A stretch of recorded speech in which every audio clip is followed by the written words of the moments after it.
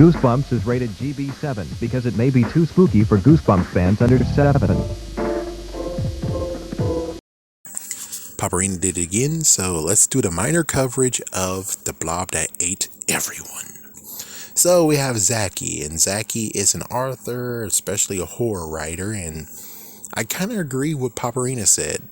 Could you not have dived into yourself and, and of course, well, Spongy already mentioned it too, where it's like, yeah, it kind of actually inspired the first movie in a way.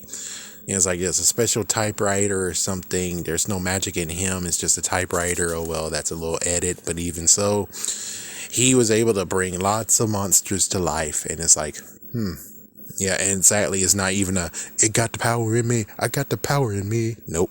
But anyways, he has two friends, Alex and Adam. And Adam is not afraid of anything.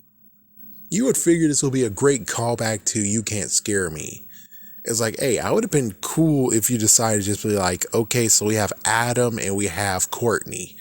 What? Courtney's back? It's like, yeah, that would be kind of cool. It's like, yeah, that would be kind of cool.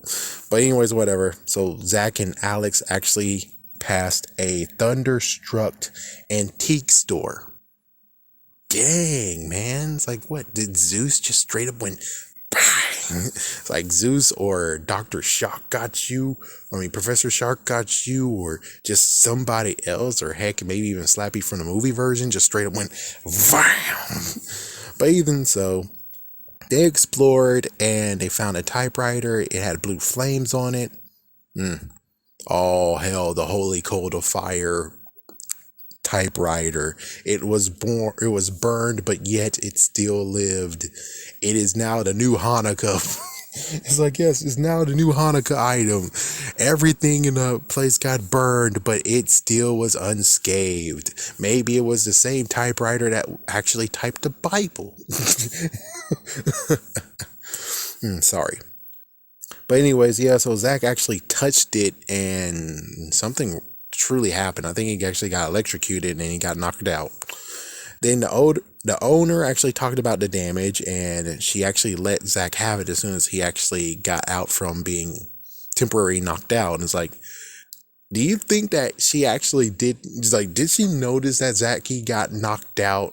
And she's like, oh, good Lord, he could sue. It's like, how can he sue? I don't even have insurance on my freaking store. Was like, yeah, so he's going to just sue you to the point of where you're bankrupt. So she basically just secretly was like, oh, yeah, the kid just got knocked out somehow. I could be liable. Let me give him something so he won't actually sue me. And thus, that's how he actually got the typewriter. That kind of makes sense. It's like, yeah, that makes even more sense of what happened.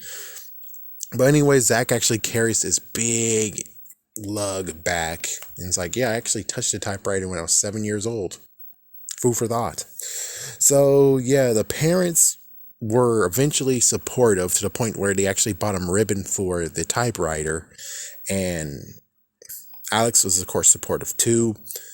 So Adam actually has a bunch of friends besides Alex and Zachy, and they actually just pull pranks on Zachy for some reason. And, well, he tries it for the first time, and the weather actually changed the same as he typed it on the typewriter. And then his dad apparently got transported out of nowhere. It's like, yeah, you don't think it's real, but your dad was nowhere to be found? I'm pretty sure you should actually ask questions. Your dad just disappeared and Alex is in your house. How can Alex actually be in your house? Pretty sure the parents most likely have her on lock as well. So it's like, yeah, so she was so getting in trouble by the end of it. Either way, Adam is a non-believer, of course, and Adam actually typed that the Blob monster is waiting for meat. Blob monster is in the basement wanting meat. So they check and nothing is there, and then Zach just doesn't believe that it actually is magical anymore. And, excuse me, next day he got teased. Yeah, he was just straight up teased by, I think, Adam and the others. His friends, apparently his other friends that he hangs around with besides Zachy and Alex, are just like, so you have two groups of friends, huh? And apparently they don't mix well with both each other. And it's like, yeah, though, why would you actually bother your other group of friends when you have these group of friends? I mean, they should just be separate lives, separate lives. But instead, no, Whatever. So he got teasing. He got teased for a day, and Zachy actually goes back and he writes about the Blob, and he's just expressing anger because, well, he's not trying to get back at anyone. He's just showing anger. Just like someone's like told me that, hey, if someone actually ever did something to you, what you should do is just think of the most horrible thing that happens in your mind, and you'll feel better. It's like,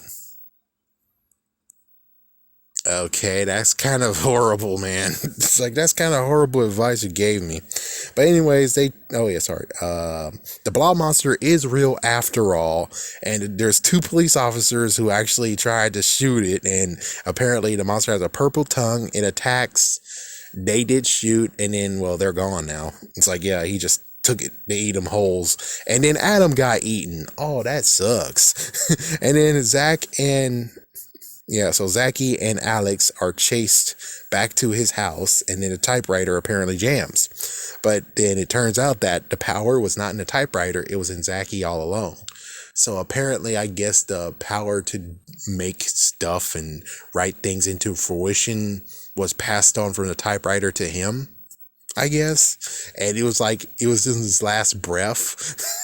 Like, his last breath is like, I don't know if I'll live for long, kid, but I'll give you my powers. Please, do as you will. I don't think I'm going to live any longer. And then it died basically after its, 3rd thing he wrote? Plus his friend. Yeah, but it's like, I don't feel your presence. I'm not going to let you use your powers. Anyways. So he wished it free. Yeah, so he wished it to be gone. And, he wished it to be gone, and then people returned, and the Blob monsters. It turns out that the writers it's a story within a story. Because it turns out this story that we read was from Blob monsters. So we basically listened to a fictional character. Fictional character speak to us while these 2 idiots over here, or 4 idiots over here, are Blob monsters just making a story that actually have humans, and apparently they don't like the humans winning, and the guy's like, oh, you're right, I'm gonna re-edit it. And it's like, good lord. So does that mean that the Goosebumps world is technically something that can be remade if you're lucky enough to be able to tap into that universe? It's like, my goodness. But of course, I already get into that scenario in another spin-off. But that's the story. Yeah, it's different from the episode. Sorry, it's different from the episode. I do remember the episode somewhat. The Blob monster turned into, or was it Adam? Yeah, it turns into Adam, and then there we go. It's like, yeah, so it's not really like, I don't think it had eyes, and apparently it had eyes in this one and on the cover, but episode, no eyes. It's just a somewhat Blob monster. They were dealing with TV stuff, so since it's a TV budget, they couldn't make a big fat one. And even the movie, did you see any eyes on it in the movie? Nope. Did you see a tongue in the movie? Nope. Oh, that sucks. It's like, yeah, so they just basically was like, And of course, they omitted the whole entire thing of where there's 4 blob creatures, blob monster kids that actually will write the stories. Like, no, they didn't do this. So looks like this is going to be a new one that will be thrown in to be like, oh, yay, a book accurate episode of a Goosebumps book. I don't think we want this, do we? Do we really want this episode to be exactly as it was in the book? I don't really like the ending too much, personally. It's like, I'm fine with the ending from the episode, which they did a decent job. I'll talk more when Squidjib finally gets to this book. But for now, if we're doing the new version of the episode and it's for this book, I won't really be pleased about the ending at all. It's like, I mean, it makes sense that it will fit in, but I kind of sort of don't really actually look forward to actually seeing this ending in actual episode form. Anyways, have a scary day. Have a scary night.